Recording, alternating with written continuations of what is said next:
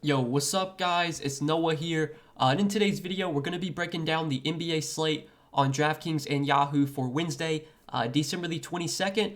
We got a smaller Wednesday slate, just a 6-gamer today. But as always, guys, we're going to go game by game. We're going to talk through each game on this 6-game slate, break down each team, give my early thoughts, what I do like looking at the slate on Tuesday night. Then as we do go through each game, we'll build out an early core, 5 guys I specifically like for Draftkings and for Yahoo at first look.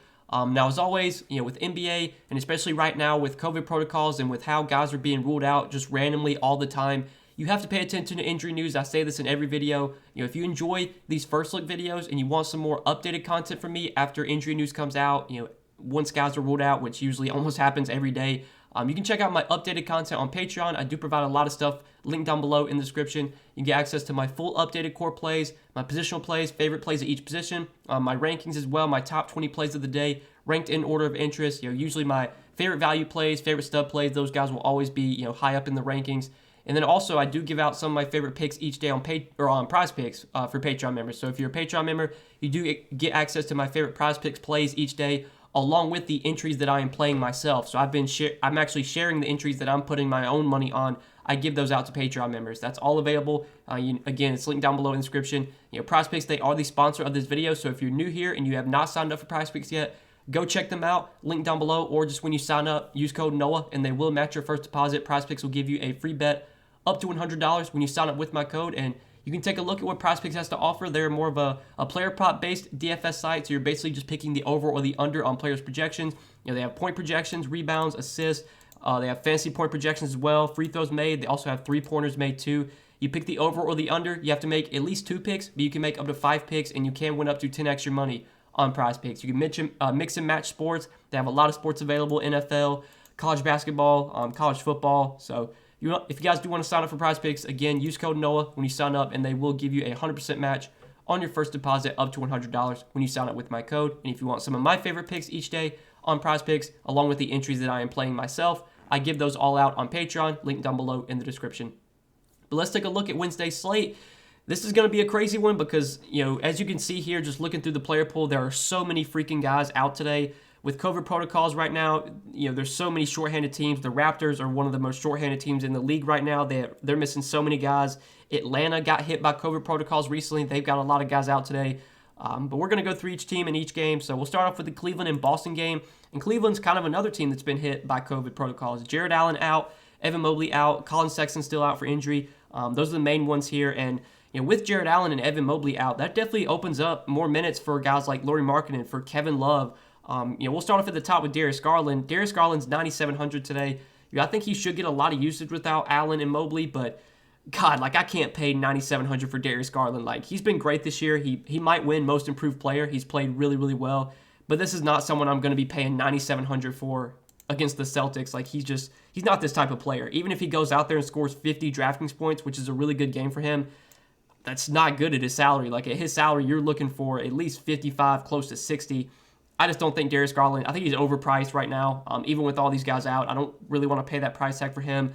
I think Ricky Rubio, I'd be a lot more likely to play given the savings. Last game, Rubio did play 29 minutes. He actually came off the bench. I thought they would maybe start Rubio, but he came off the bench. Still played a good amount and still, was really productive in that time, 44 DK points. Rubio's been great this year with the Cavs. He's been really productive when he's gotten minutes.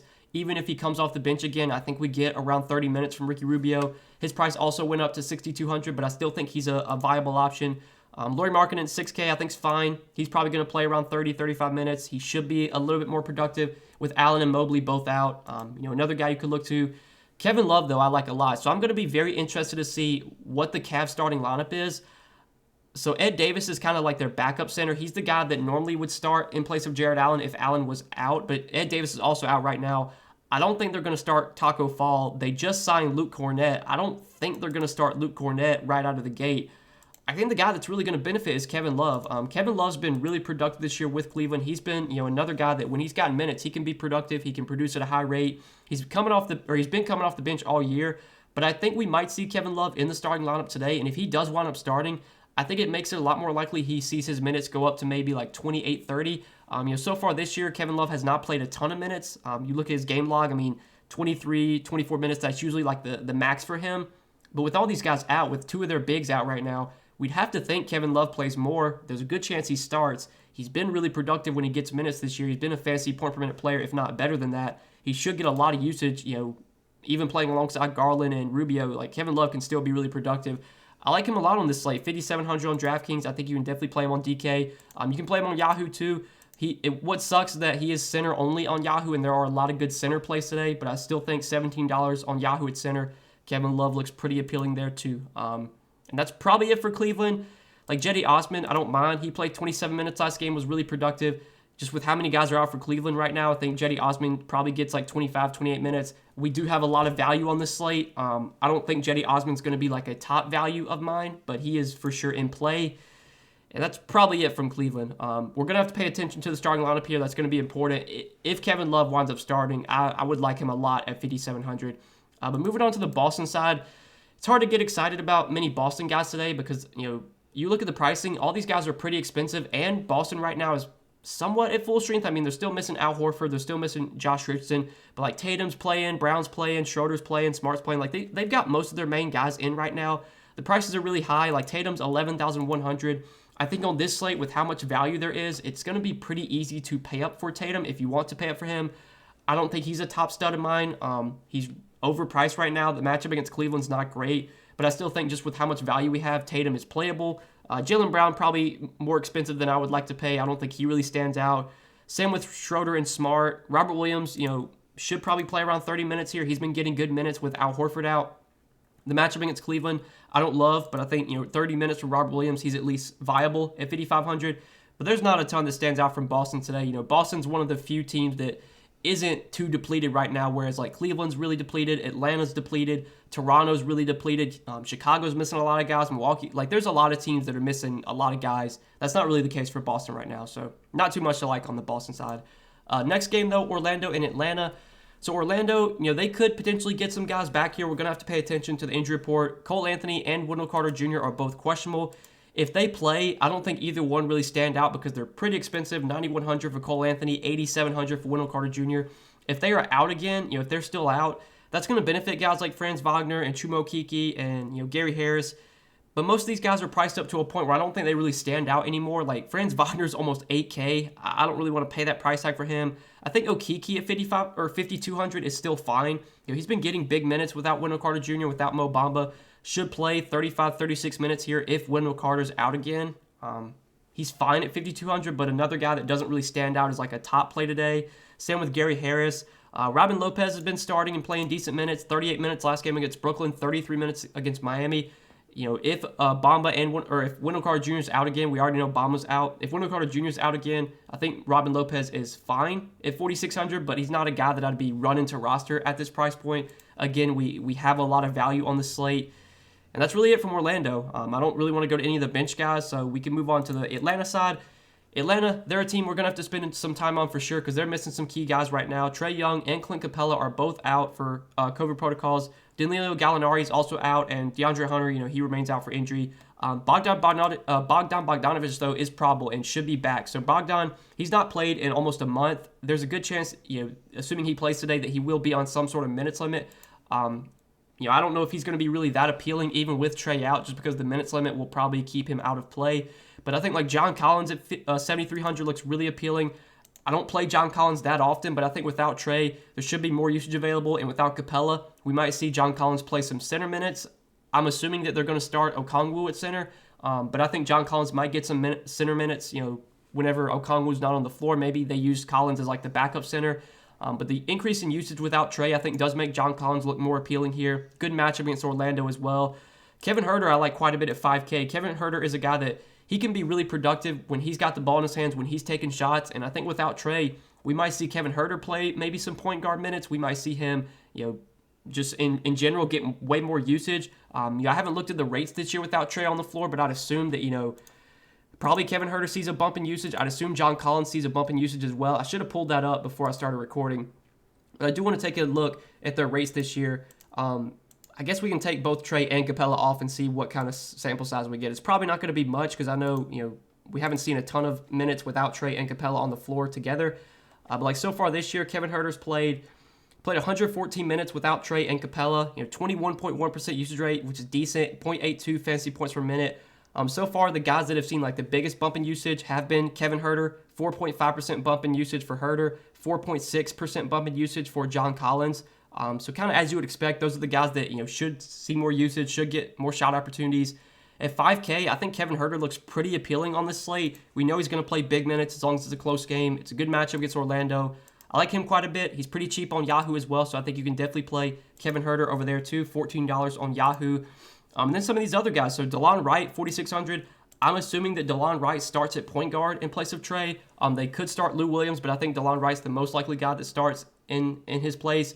And if DeLon Wright starts at 4,600, he's going to be a really good value play. We've seen that DeLon Wright is one of these guys that when he gets minutes, he can be really productive. He can produce, in kind of in all categories. He can score, he can get rebounds, he can get assists, he can get defensive stats. Starting lineup's going to be important, but if DeLon Wright starts at 4,600, I'm going to like him a lot for value as well. And on Yahoo, he is minimum salary.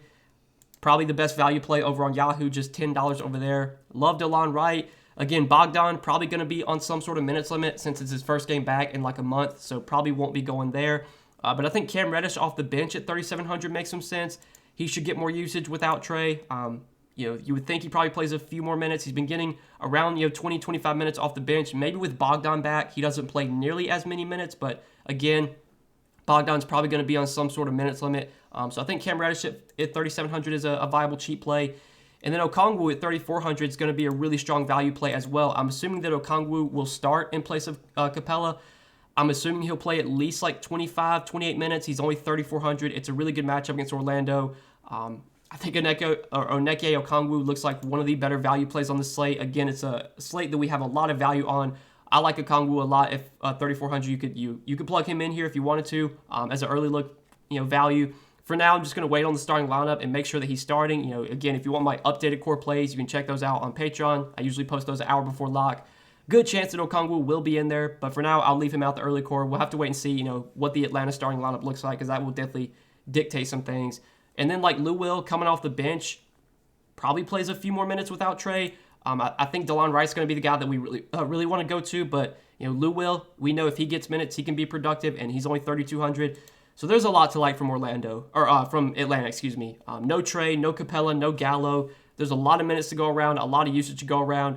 We kind of talked about who we really expect to benefit: DeLon Wright, Kevin Huerter, John Collins, Okongwu, and then you can throw some darts on Cam Reddish, on Lou Will. But those four guys that we just talked about, I like quite a bit. We can go ahead and move on to the next game, though, talk about Toronto and Chicago. So Toronto, man, they are super, super shorthanded right now. I mean, you can see just how many guys they have out. VanVleet, Siakam, Scotty Barnes, Gary Trent, Achua, Champagne, Johnson, Malachi Flynn, Goran Dragic, all these guys are out for Toronto right now. They basically had to sign players because they don't have enough players to play right now. I know they've picked up a lot of guys. The guys that they've been signing are not in the player pool on DraftKings. As you can see, if you look in the player pool, I know they signed, I can't even remember who they signed, but those guys have not been added to the player pool yet for DK. I don't know if they will be. I'm sure Toronto will have enough players to play today. At least they should. In terms of this slate and looking at, who we want to roster on DraftKings, I mean, we kind of know where the usage should go, who should really be the biggest beneficiaries. OG Anunoby at 7,900, he's expensive. He only played 28 minutes in his first game back from injury, but man, he should just get a ton of usage here. With everyone out. I mean, no VanVleet, no Siakam, no Scotty Barnes, no Gary Trent. It's OG Anunoby is going to be the number one guy on offense. Even at 7,900, I think he looks like a really good option today. Absolutely love Chris Boucher at 5,100. I think Chris Boucher can just dominate here. We saw, I think it was either last year or maybe 2 years ago, there was a time where VanVleet, I know a lot of guys were out for Toronto. I think it was VanVleet and Siakam were out for a while. And Boucher, he was crushing every night. He was putting up 40, 50 DraftKings points. I think his price got up to 7,500 or something. We're getting just a massive discount on Boucher today. He should get a ton of usage without all these guys, should take a ton of shots. We know Boucher can be productive when he's on the court, and he should be even more productive with basically everyone out right now for Toronto.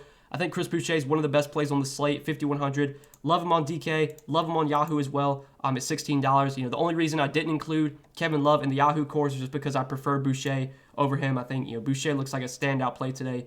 Really, really like him on both sides. But then some other guys, obviously OG, Boucher, we should expect a lot of minutes and a lot of usage for. But I think Utah Watanabe, if he winds up starting at 4K, I mean, he's going to have to play minutes. He should be productive. He should average probably close to a fantasy point per minute with all these guys out for Toronto right now. So I think Utah Watanabe looks appealing. I think Svi Mikhailiuk, if he winds up starting at only 3,800, is definitely going to be in play for value.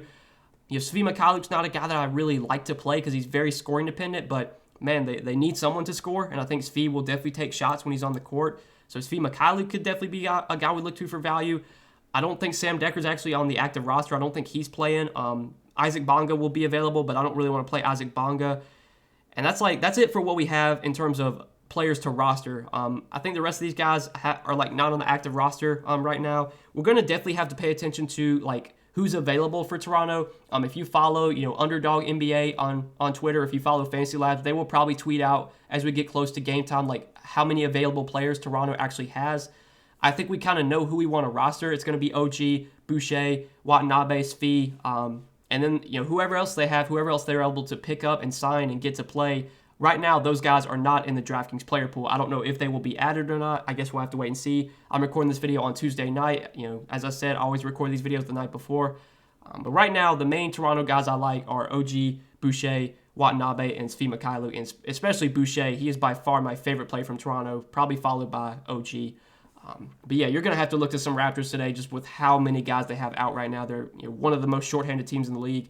I think this game's going to play. I guess there's some possibility it could be postponed if Toronto doesn't have enough active players. But given that they haven't postponed it yet, I'd assume we're going to play this game.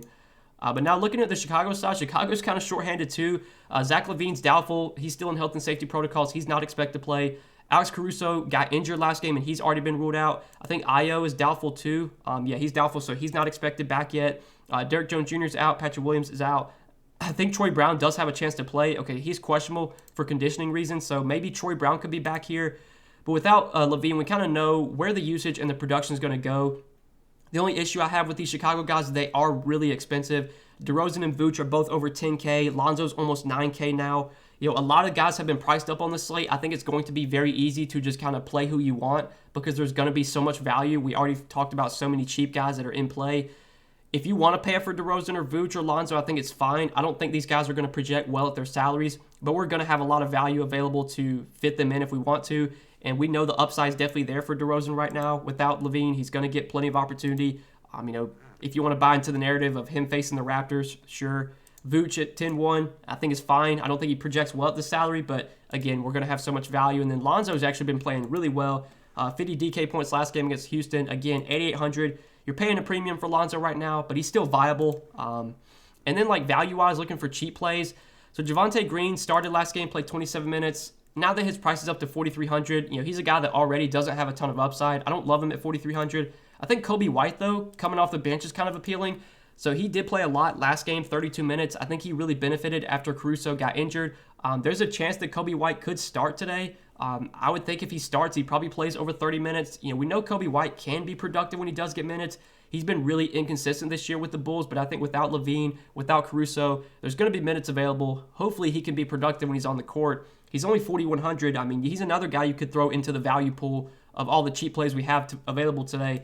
Kobe White, I kind of like as a value option, especially if he winds up starting. That would make me feel pretty good about his minutes, and that's probably it for the Bulls here. So next game, Houston and Milwaukee. So Houston, they've kind of got their main guys out that we know. John Wall, Kevin Porter Jr. Jalen Green's going to be back Thursday. He's not expected to play though for this game. Christian Wood though is questionable, so this is obviously really important. Really important injury we'll have to pay attention to. With Christian Wood out, we kind of know who benefits in terms of minutes. Şengün will probably play a decent amount off the bench. I'm sure they're going to start Daniel Theis. Daniel Theis is 3,300. Daniel Theis, if Christian Wood gets ruled out, is another guy we could look to for value. He had 44 DK points in 33 minutes the last game he played without Christian Wood. So I think those guys would be in play for value if Wood sits. I think if Wood plays, there's not too much I like here from Milwaukee or from Houston. Even without Giannis and without Bobby Portis, I would not be surprised if Milwaukee still comes out here and blows out the Rockets. I don't think the Rockets, they're just not a good enough team to where they can really you feel good about them keeping any games close. But if you want to go to Tate or Şengün, I would probably only consider Şengün if Wood's out. But Tate, Gordon, Brooks, these guys are fine. But man, I just don't see much I love from Houston here. I think the only way I'm going to be looking to Houston guys is if Christian Wood gets ruled out. Then we could consider Şengün. Then we could consider Daniel Theis. given Şengün's 5,800 and Tice is only 3,300, I think Tice actually probably looks more appealing given the value and given that, he's been playing pretty decent minutes when Christian Wood's been out, played 33 minutes last game that Wood was out. But yeah, not a ton to like from Houston. Now on Milwaukee, there's a decent amount to like here. The pricing is, probably where it should be. DraftKings actually did a good job pricing up these Milwaukee guys, but they're still going to be missing Giannis, still going to be missing Bobby Portis. So Drew Holiday at 9,400, even though he's expensive, we're going to have so much value today that I think it's going to be pretty easy to pay up for Drew. And we've seen what he's been able to do these last few games without Giannis and without Portis. Now, Middleton has also been out for those games. Middleton is expected back for today. But I still think Drew has a massive ceiling. I still think he can pay off a $9,400 salary. I still like Drew quite a bit. I still like Chris Middleton too. Chris Middleton, I believe, was probable the other day, and then he got ruled out just randomly. He was expected to play, and then he didn't wind up playing. But I'd expect Middleton back. He's not on the injury report, so he should be good to go here. And without Giannis and without Bobby Portis, we should expect a pretty heavy role for Chris Middleton. He's coming in a bit cheaper than Drew Holiday. I feel better about Drew right now, but I think Chris Middleton is definitely in play, even at 8,300. I will say that both those guys, Drew and Middleton, are cheaper on Yahoo. So, if you play over there, Middleton's only $28. Drew is only $38. I like those guys a lot more on Yahoo, especially Middleton. That Middleton price point I like quite a bit. But then the rest of the Bucks, so we'll have to pay attention to the starting lineup. Jordan Nwora has been playing really well lately in the starting lineup and been playing big minutes. Obviously, last game against Cleveland, he played a ton because they rested everybody. They didn't play Middleton. They didn't play Drew. They didn't play Grayson Allen. I think Pat Connaughton barely played.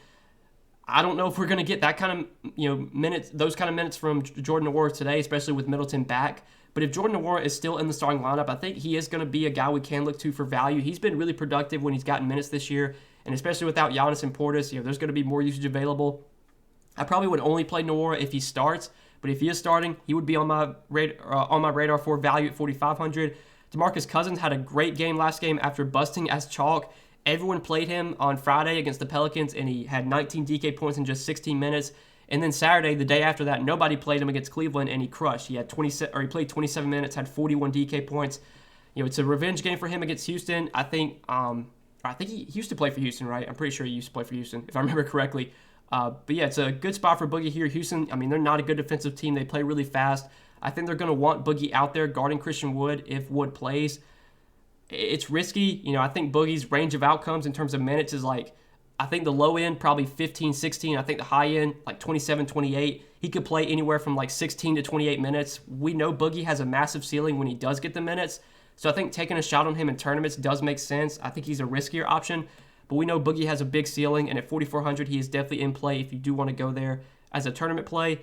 That's probably it, though, for Milwaukee. I think we can go ahead and move on to the next game. Talk about Denver and OKC. So on Denver today, Nikola Jokic, 12,600. I think Jokic looks like a great option today. He's expensive. He's really expensive, but there's just so much value that it's going to be very easy to pay up for Jokic.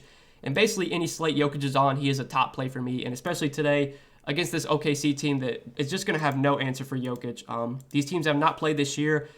I love this spot for Jokic. OKC, we've seen them getting dominated by bigs. I know J-Val had a really big game against OKC earlier this year. I want to say some other bigs have done really well against the Thunder. They don't really have any good defensive big men, whether it's Derek Favors or Darius Baisley or JRE. None of these guys are going to stop Jokic. Jokic at this point is matchup proof, and against this OKC team, he can just go out there and he should be able to go out there and just dominate. He's got the highest floor and the highest ceiling out of any player on the slate. Love Nikola Jokic today. With how much value we have, it's pretty easy to pay up for him. He is definitely the stud that I would be prioritizing on this slate. The rest of the Denver guys, though, I'm just not that interested in. Will Barton, Aaron Gordon, Monte Morris. At their price points, I don't think they really stand out on this slate specifically. So I think we can move on to the other side and talk about OKC. OKC, for me, just a full fade. I'm not going to play any OKC guys. SGA at 9,500, Josh Giddey almost 8K. I just don't really like these guys at their price points. We know the Thunder, they're one of the most healthy teams right now, which is crazy. They have basically everyone healthy. They have a ton of bodies. I just don't want to play any of these OKC guys with how many other shorthanded teams they are. We know they run a deep rotation, so I think we can move on to the last game of the night. Talk about the Clippers and the Spurs, or not Spurs, the Kings. So on the Clippers side, Paul George, 10,900. He did make his return last game against San Antonio. It was a blowout. He only played 30 minutes, but PG was really productive in those 30 minutes, had 47 DK points. Paul George, he's not been great lately, and he's not been justifying his price tag when he was healthy. Now, since he's in that first game back, he looked pretty good. on this slate with how much value there is, if you want to pay up for PG, I think it's fine, but I would definitely be prioritizing Jokic. I probably would play like Tatum over PG, I think. I think PG's a fine option. It's a good matchup against Sacramento, but he's not like a standout stud option on this slate. The rest of the Clippers guys have all been priced up for when PG was out. So like, Reggie Jackson, Luke Kennard, Terrence Mann, like all these guys are overpriced right now. On the Kings or on the Clippers, I think it's really just Paul George and that's it. Like I don't see too much else I like here. Maybe Zubac, especially with Hartenstein out, maybe that frees up Zubac to play a little bit more minutes. It's a good matchup against Sacramento. He's probably someone that I'd only be playing like on the late slate or something. But I don't even know if there is a late slate. I think Zubac's fine, but really it's just PG from the Clippers, and I think that's it for this team. Now on the other side with Sacramento, Sacramento, they remain super shorthanded. No Fox, no Bagley, no Terrence Davis, Lynn, Mitchell all out too. Rashawn Holmes is questionable. He does have a chance to return. He's been out for a while. If he were to return, that would really hurt guys like Tristan Thompson, Damian Jones, who have been playing increased minutes without Rashawn Holmes. I think really, though, we want to look to like the main guys that we expect to provide scoring, and that's Tyrese Halliburton, Harrison Barnes, Buddy Hield. Now, these guys have been priced up a good amount. Like Halliburton's all the way up to 8,200 now. But man, he's just been so freaking good without Fox. Like you look at the last few games, 47, 54, 51 DK points, a double-double in all three of those games. He's got at least 20 points and 10 assists in 3 straight games. He's played at least 37 minutes in 3 straight games. Like he's just playing a ton of minutes right now. He's been really productive when he's on the court.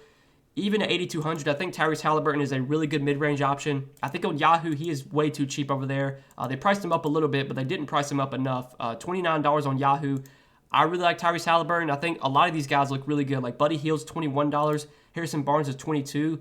I think you can definitely play these Kings guys on Draftkings, but on Yahoo, they do stand out as being a little bit too cheap there. We know the scoring opportunities are going to be there. I mean, these are going to be the guys taking all the shots. Halliburton, Barnes, Hield. Harrison Barnes is 7,100. He's priced to a point where I don't think he stands out anymore, but still playable. Same could be said for Buddy Hield at 6,900.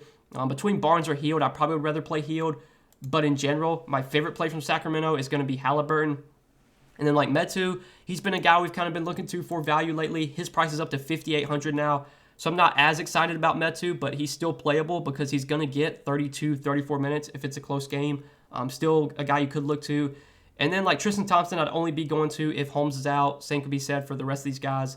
Or like Damian Jones, I'd only be playing if Holmes is out.